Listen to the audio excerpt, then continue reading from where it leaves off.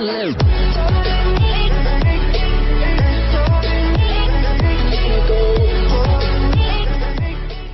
of the notable aspects of the Mueller report is just how deeply involved Russian operatives were in making sure that Hillary Clinton lost the 2016 presidential election.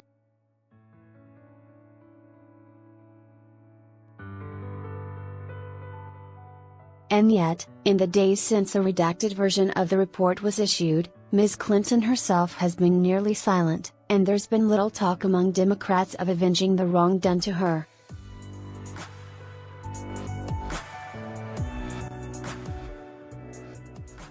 Is impeachment the next step for Mr. Trump?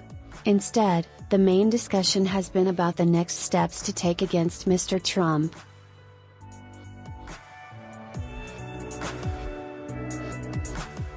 Despite the effort by House Speaker Nancy Pelosi to dismiss impeachment as an option, some believe that's the path that Democrats in Congress should take.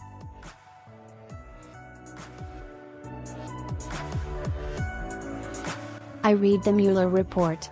When I got to the end, I realized this is a point of principle, Senator Warren said.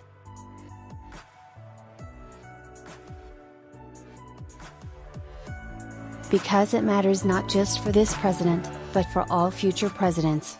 No one is above the law.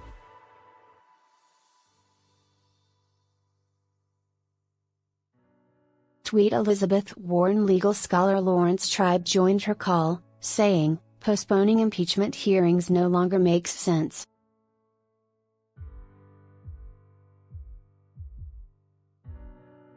That it'd be unprincipled is clear enough. But it'd be politically unwise as well. To quote Shakespeare, we must take the current when it serves, or lose our ventures.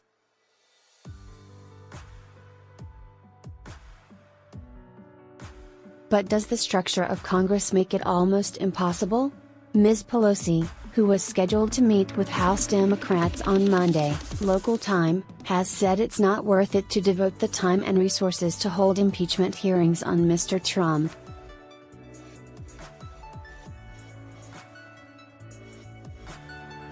She argued that an impeachment case requires bipartisan support. Democrats control the House, where articles of impeachment could be drafted.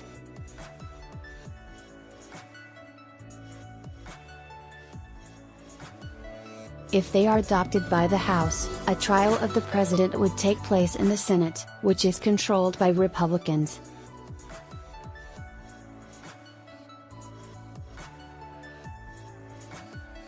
Given the party's steadfast support of the president, it is likely that no more than a handful would vote to convict him.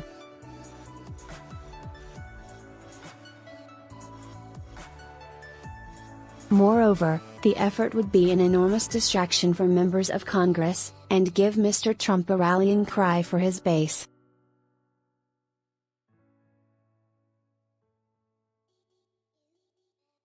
Senator Angus King, an independent from Maine who generally sides with Democrats, said he supported being cautious.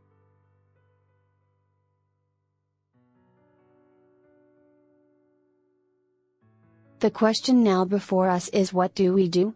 He said on the American Public Radio program On Point.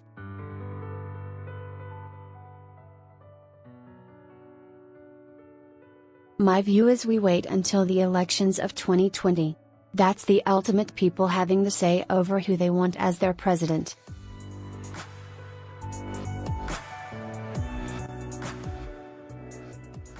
However, Ms. Pelosi's initial dismissal of the impeachment push came before publication of the Mueller report, which lays out the legal options that members of Congress can take given actions by Mr. Trump, both as a candidate and as president.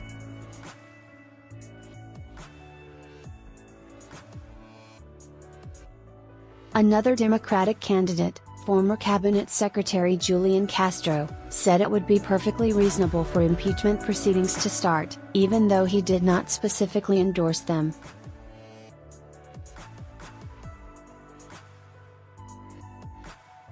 Mueller clearly left that option in the hands of Congress, Mr. Castro said. Twitter has an opinion. During the weekend, the hashtag impeachment now began to pop up on social media.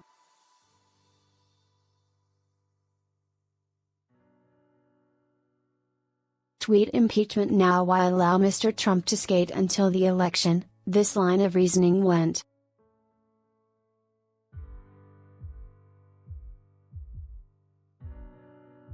After all, Republicans impeached Bill Clinton in 1998 on grounds of perjury and obstruction of justice.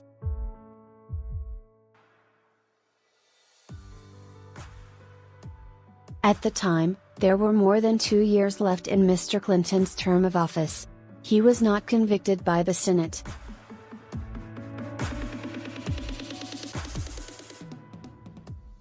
Still, unless Ms. Pelosi faces a revolt among Democrats, other paths are more likely.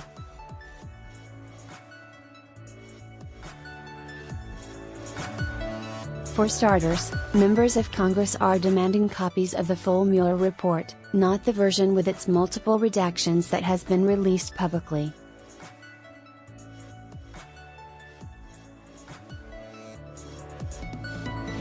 The Justice Department on Friday dismissed Democrat Jerry Nadler's subpoena for the full document as premature and unnecessary.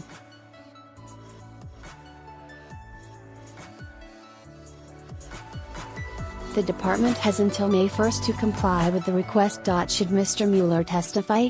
Mr. Mueller himself has been called by Mr. Nadler to testify on Capitol Hill, offering the possibility that the author of the report could wind up speaking about it before anyone is able to read the entire document.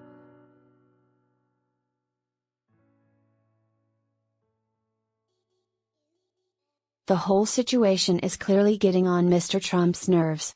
His mood has rocketed from his original boast that he was exonerated to an angry series of tweets at Mr. Mueller and Democrats, and back to bravado.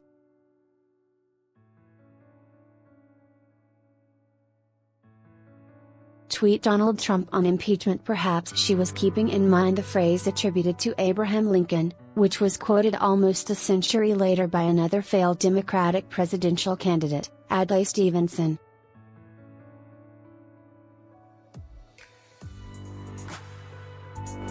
Lincoln, asked how he felt about seeing election results in 1862, replied somewhat like that boy in Kentucky, who stubbed his toe while running to see his sweetheart.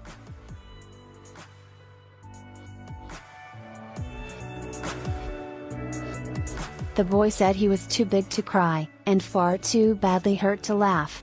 Micheline Maynard is an American author and journalist.